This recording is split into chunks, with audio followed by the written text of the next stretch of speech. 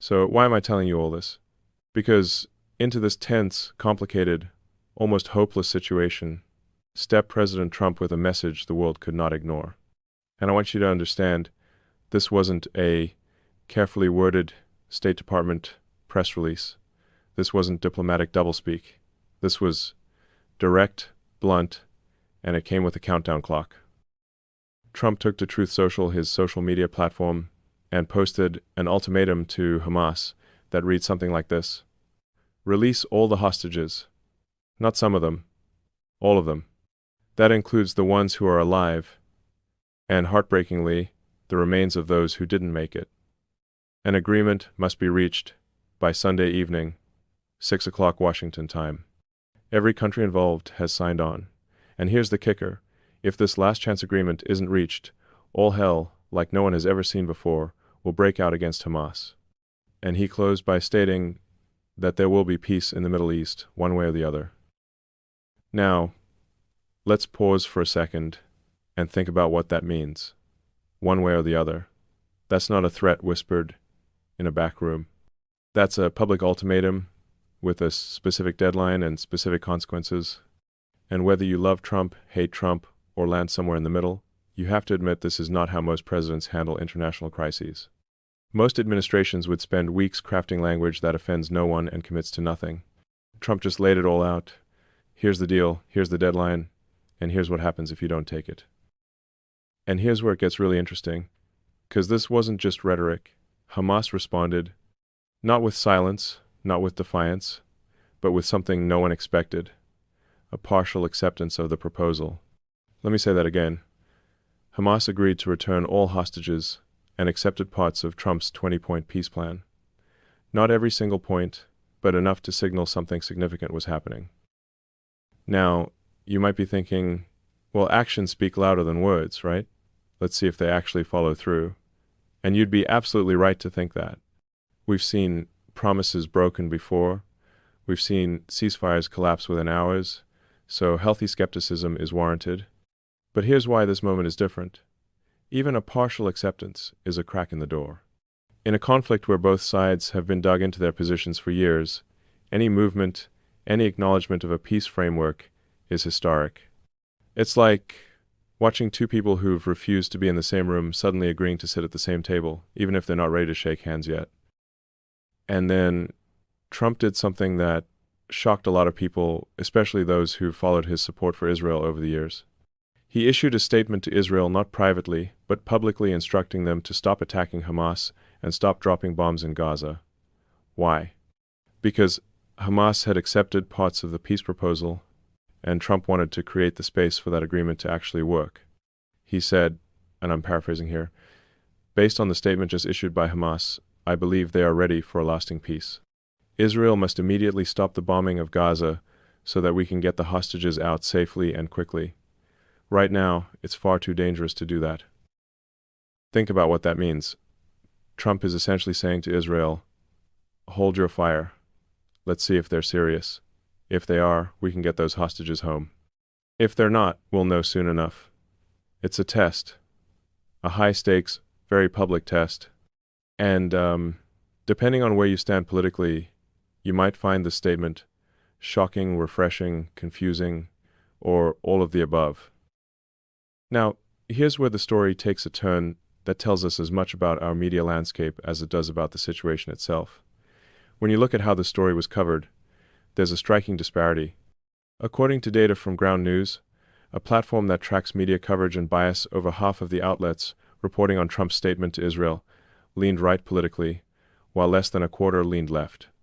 In other words, right-leaning sources jumped on this story, while left-leaning outlets largely stayed quiet. Why does that matter? Because it's a perfect example of how narratives are shaped not just by what happens, but by who chooses to highlight it. If you only watch certain news channels or read certain websites, you might not even know that Trump told Israel to stop attacking. You might only hear about the ultimatum to Hamas, or you might hear neither. And that selective coverage doesn't just inform, it shapes perception. And perception drives opinion, and opinion drives votes, policy, and the national conversation. So let me ask you this. When the President of the United States makes a move that could end a war and bring hostages home. Shouldn't that be front-page news everywhere, regardless of political lean? Shouldn't we all want to know about it, evaluate it, and discuss it? The fact that one side of the media ecosystem amplifies it while the other side buries it should concern every one of us, because it means we're not all working from the same set of facts anymore. But while the media played its games, the White House doubled down. Trump didn't frame this as just a Gaza issue or just a hostage situation. He framed it as something much bigger, the beginning of long-sought peace in the Middle East. Now, if you've been paying attention over the years, you know Trump has a history with Middle East peace deals. Remember the Abraham Accords?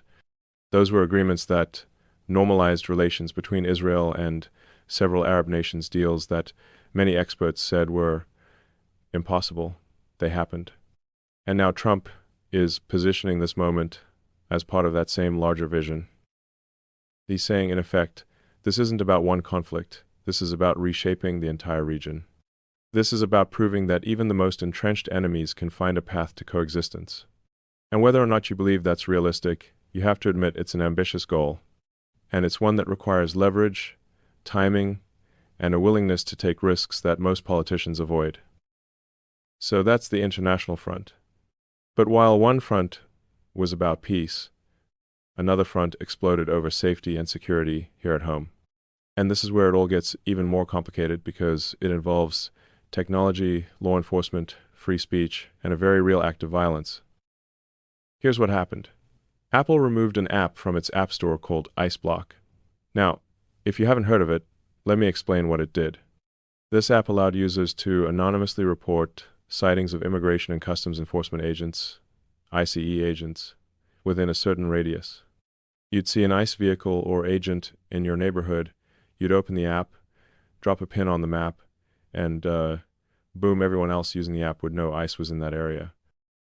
The creators of the app said it was a public service, a way to warn undocumented immigrants so they could avoid areas where they might be detained. They compared it to apps like Waze, where drivers report speed traps or police checkpoints. It's just public information, they said. If you see something in public with your own two eyes, you're just sharing that information with others. But law enforcement saw it very differently.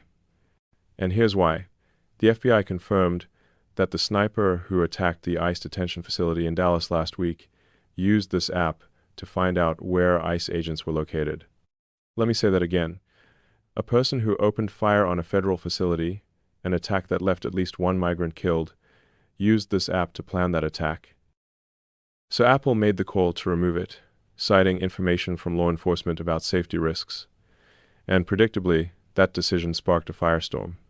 On one side, people cheered, saying it was about time big tech took responsibility for apps that put law enforcement officers in danger. On the other side, people cried censorship, government overreach, and accused Apple of caving to political pressure. Now, I want you to think about this for a moment, because it's not as simple as either side wants to make it. Is sharing the location of law enforcement officers in real time the same as reporting a speed trap? Or is it fundamentally different because it's not about avoiding a ticket, it's about evading federal authorities who are carrying out lawful immigration enforcement? And more importantly, if that information is used not just to evade, but to target and harm those officers, does the app creator bear any responsibility?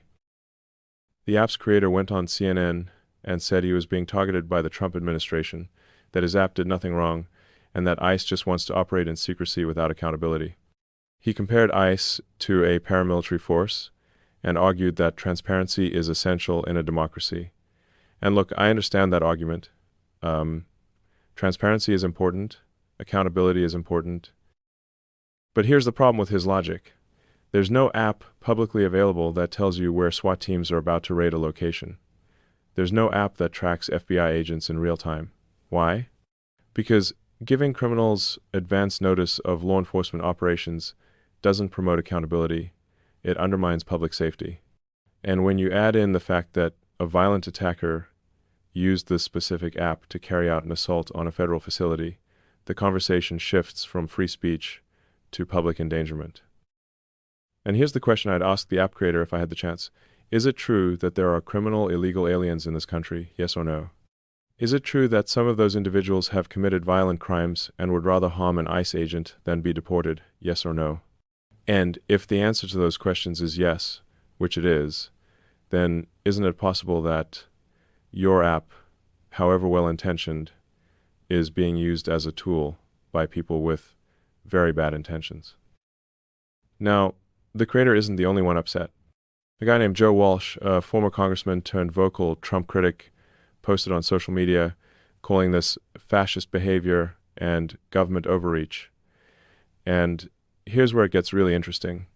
People went back through his old posts and found that when Parler, a conservative social media app, was removed from every major platform a few years ago, Joe Walsh had nothing to say. Not a word. No outrage.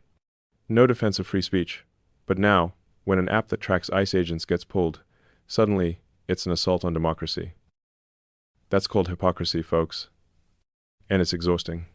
Because if you're going to stand on principle, if you're going to say that private companies shouldn't remove apps or platforms for political reasons, then that principle has to apply equally. You can't cheer when your opponents get deplatformed and then cry foul when it happens to your side. That's not principle. That's partisanship. So we've got an international peace deal hanging in the balance, a controversial app removed after being linked to violence, and a media landscape that seems more interested in shaping narratives than reporting facts. But if you think that's enough drama for one day, buckle up, because we haven't even gotten to Chuck Schumer yet. And trust me, what happened to him on CNN is the kind of political humiliation that will be replayed in attack ads for years to come. Senate Majority Leader Chuck Schumer, one of the most powerful Democrats in Washington, sat down with CNN's Jake Tapper for what was supposed to be a friendly interview. And Tapper, to his credit, did something that's become increasingly rare in political journalism. He actually challenged his guest with his own past statements. Tapper pulled up a clip from earlier this year, back in March, where Schumer was adamant that government shutdowns were bad policy and should never be used as a political tactic. Schumer had said that there are no winners in a government shutdown. As bad as passing a continuing resolution is, allowing Donald Trump to take even more power through a shutdown is far worse. Therefore, I will vote to keep the government open. That was March. It's now October. And guess what Schumer is doing? Threatening to use a government shutdown as leverage to block Republican budget priorities and force concessions on healthcare funding. Tapper played the clip, then looked at Schumer and said, essentially, so what changed? Isn't the outcome the same? Trump's still in office. He's still threatening federal firings. He's already frozen billions in funding to blue states like New York. Why is a shutdown suddenly acceptable now when it wasn't 6 months ago? And you could see Schumer squirm. He tried to pivot. He said, well, look, there's a lot of difference between now and then. Back then, we wanted to see what they would do, and we've seen how horrible they are. The horrible healthcare cuts they made in their so-called big, beautiful bill. Trump even now says they want to change the name. They're so embarrassed about it. But here's the thing that's not an answer. That's deflection. Tapper wasn't asking whether Schumer liked the Republican budget.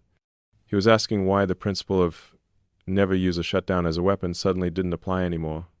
And Schumer couldn't give a straight answer because there isn't one. The truth is, his position changed not because the facts changed, but because the political calculation changed. And Tapper didn't let it go. He pressed harder, pointing out that Trump has already frozen billions in funding to New York and other blue states, that federal workers are facing layoffs, and that all the conditions Schumer warned about in March are already happening. So why is a shutdown, which Schumer himself said makes things worse now, on the table? Schumer tried again.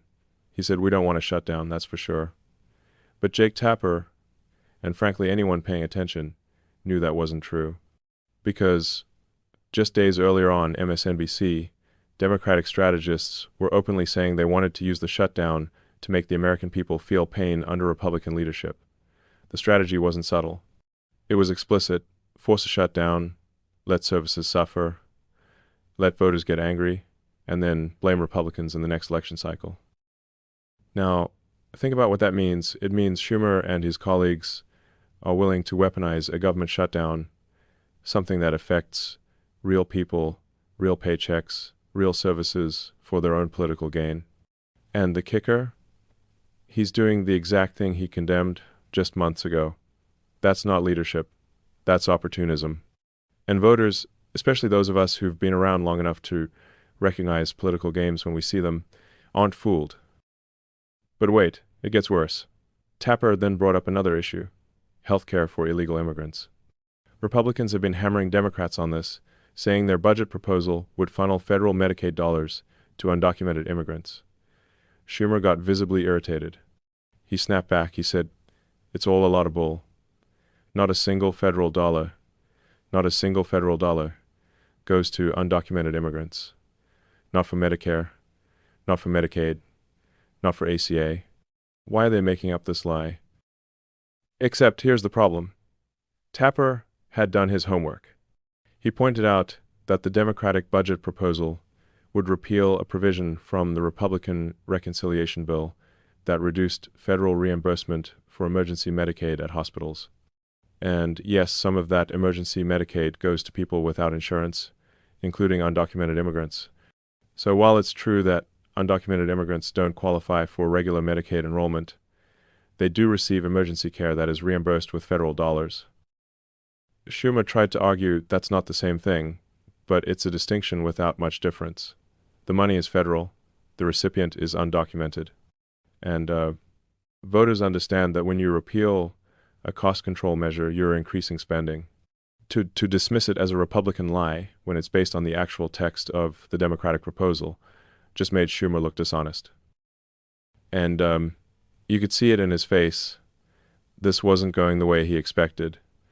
CNN is supposed to be friendly territory for Democrats, right? Jake Tapper isn't some right-wing bomb thrower. But here he was, methodically dismantling Schumer's talking points with Schumer's own words and the actual policy details. It was the kind of journalism we should see more of, holding powerful people accountable, regardless of party. Now, here's why this matters beyond just one awkward interview. Chuck Schumer is not some backbench congressman. He's the Senate Majority Leader. He's one of the most powerful people in Washington.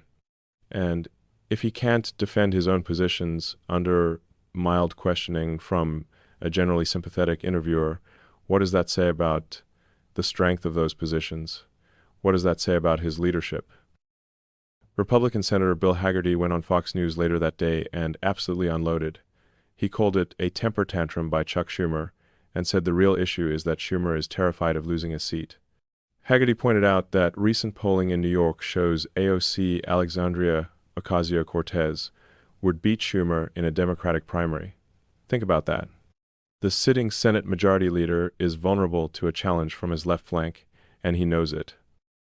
So Schumer is in an impossible position. If he works with Trump on anything, his progressive base will call him a sellout, and AOC will primary him. But if he refuses to work with Trump on everything, he looks obstructionist, and moderate voters will punish him. He's painted himself into a corner by spending years calling Trump a fascist, a threat to democracy, and worse. When you use that kind of rhetoric, you can't then turn around and negotiate in good faith. Your own words box you in. Hagerty put it bluntly, this is about demonstrating a will to fight. They don't have a point they're fighting for.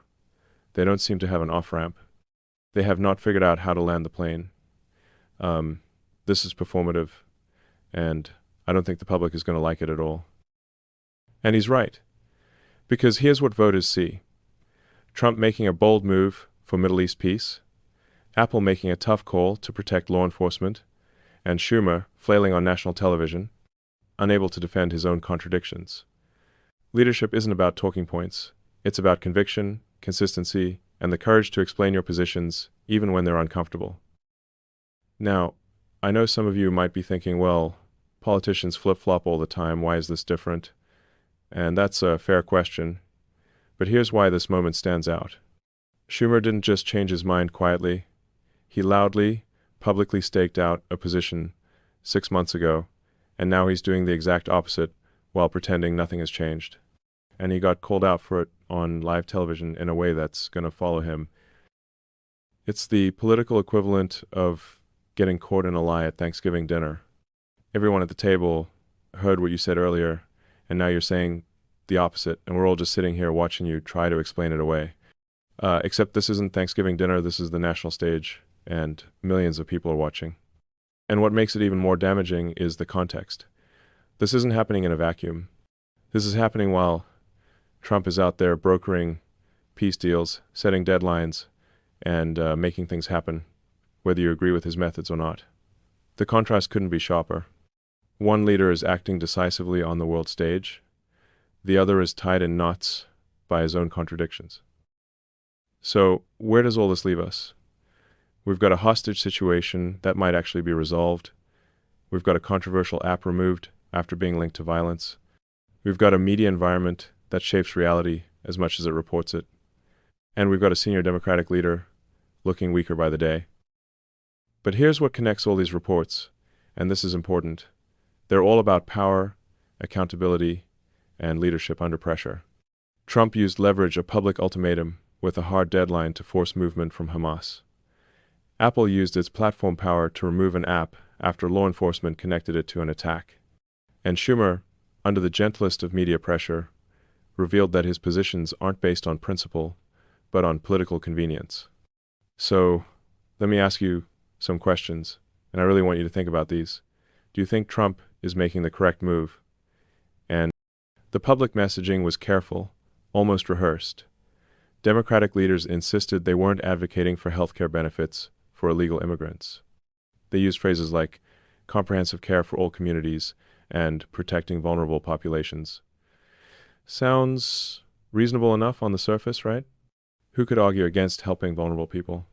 But when you start digging into what those phrases actually mean in practice, when you look at who gets classified as part of these communities, the picture becomes a lot less clear. Think about it this way. If someone tells you they're baking a cake, you assume certain ingredients, flour, eggs, sugar, the basics. But if they start adding ingredients that don't belong, pickle juice, motor oil, sawdust, you'd start questioning whether it's really a cake anymore, or something else entirely dressed up with a familiar name.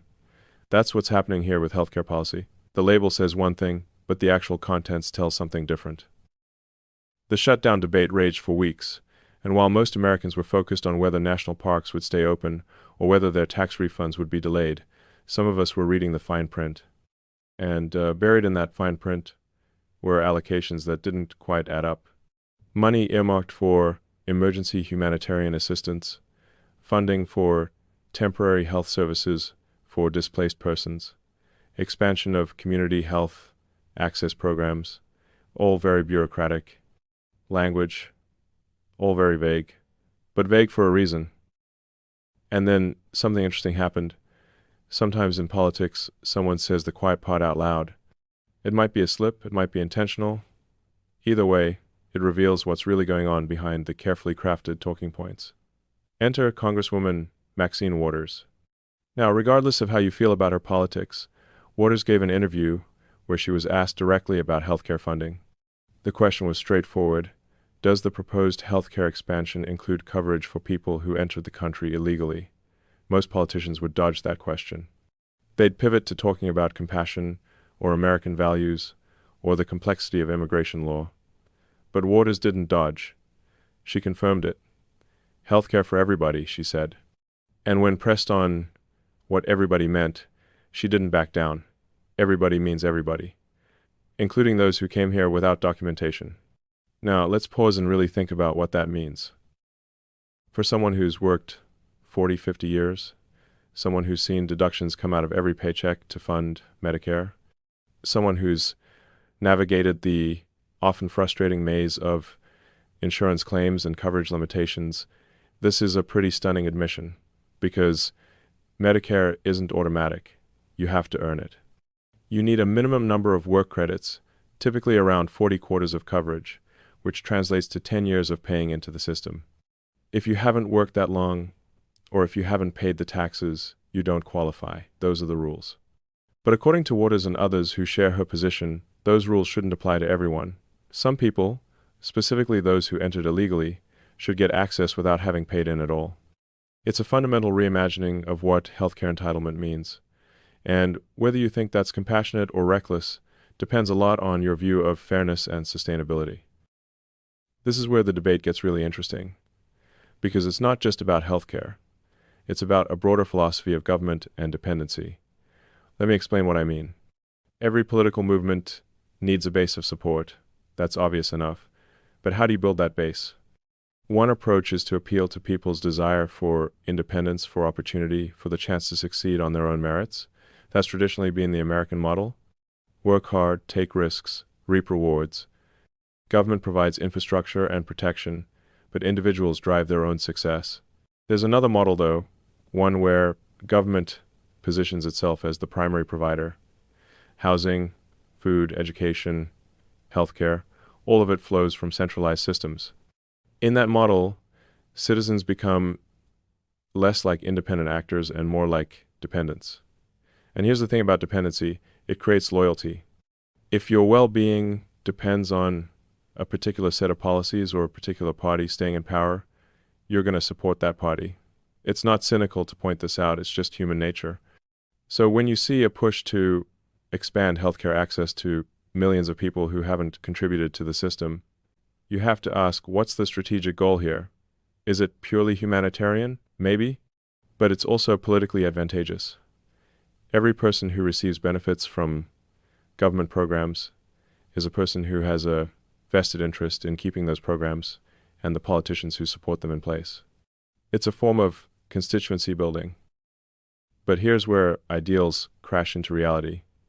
You can have the most compassionate intentions in the world, but if the math doesn't work, the system collapses. And the math on this is pretty brutal. Let's talk numbers, but let's keep them simple and relatable. Right now, the United States spends somewhere in the range of $1.5 to $2 trillion per year on Medicare and Medicaid combined. That's to cover roughly 50 to 70 million people, depending on how you count dual eligibles and various categories. So we're talking about less than a quarter of the population consuming about 20% of the entire federal budget. Now, if you expand that to universal health care, covering everyone in the country, all 330 million or so Americans, what happens to the cost? Well, it doesn't just double or triple. Healthcare doesn't scale linearly because the people currently without coverage tend to be younger and healthier on average. But even with that advantage, estimates for universal healthcare range from around $8 to $12 trillion annually. Let's split the difference and call it 10 trillion. That's $10,000 billion. Every year, put that in context. The entire federal budget, everything, defense, Social Security, interest on the debt, roads, everything, runs around 6 to 7 trillion per year. So universal health care alone would cost more than the entire government currently spends. Where does that money come from? The only answer is massive tax increases or massive deficit spending or both. And deficit spending just means we're borrowing from our kids and grandkids, pushing the problem down the road. But it gets even more complicated because we're not just talking about covering American citizens. We're talking about extending coverage to people who entered the country illegally. How many people is that? Estimates vary wildly, but most serious analyses put the number somewhere between 10 and 20 million. Some say higher. Let's say 15 million, to be conservative. That's another chunk of the population that hasn't been paying into Medicare or income taxes, but would now be drawing benefits. Think about the logic here. You have a system that's already financially strained. Medicare's trust fund, the money set aside to pay future benefits, is projected to run out somewhere in the next decade or so if nothing changes. Social Security faces similar pressures. These are programs that people paid into their entire working lives, and they're on shaky ground. And the proposal is to expand coverage to include millions more people, many of whom never contributed. It's the equivalent of a family that's already struggling to pay the mortgage, deciding to adopt 10 more kids. The heart might be in the right place, but the bank account tells a different story. So you'd think this reality would force some hard conversations, some acknowledgement of trade-offs, but instead, doubling down. After Waters' comments made waves, other Democrats were pressed on the issue. And rather than backtrack, several of them confirmed the position. There was a particularly revealing exchange on CNN where a congresswoman was asked point-blank, Should people who entered the country illegally receive free health care funded by taxpayers? Her answer: everyone deserves health care. The interviewer pressed, but should American citizens' tax dollars pay for health care for non-citizens? And she responded that health care is a human right, and human rights don't stop at borders.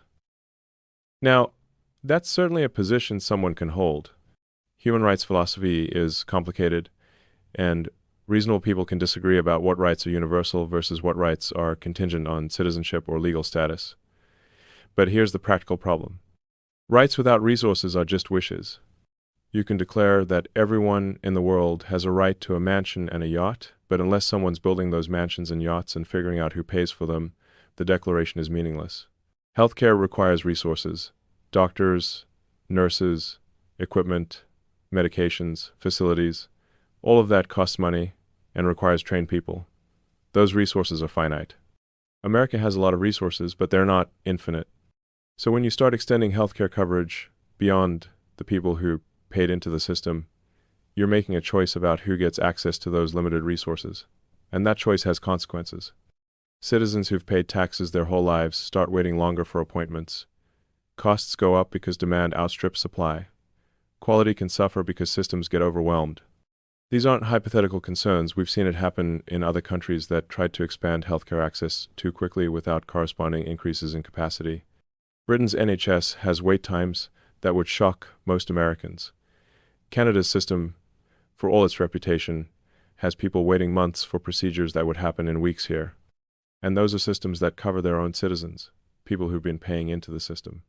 Imagine the strain when you add millions who haven't contributed at all. This is where the contrast in governing philosophies becomes really stark. When President Trump was asked about this issue during the campaign and into his administration, his answer was unequivocal. America cannot afford to be the world's healthcare provider. We have obligations to our own citizens first, and those obligations are already stretching our resources thin. His position was that if you broke the law to enter the country, you don't get rewarded with benefits that American citizens have to work decades to earn. Now, you might agree with that position or you might find it too harsh, but at least it's grounded in a recognition of scarcity. Trump's worldview, and this is pretty consistent across his policies, is that resources are limited, choices have consequences, and America has to look after its own people before extending help to others. It's not that he's against helping anyone, it's that he sees a hierarchy of obligations. Family first, then neighbors, then strangers. In this analogy, American citizens are the family. The opposing view, the one we're hearing from Jeffries and Waters and others, seems to operate from a different premise. It's almost as if they believe resources are unlimited or can be made unlimited through enough government action. If people need healthcare, we'll provide it.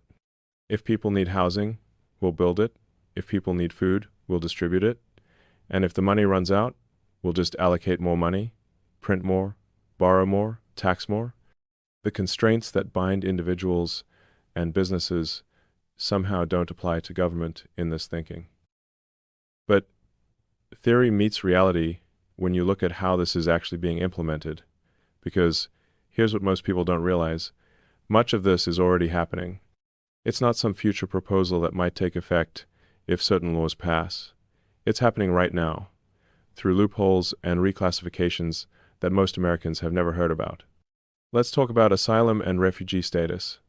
These are legal categories that have existed for a long time, designed to help people fleeing persecution.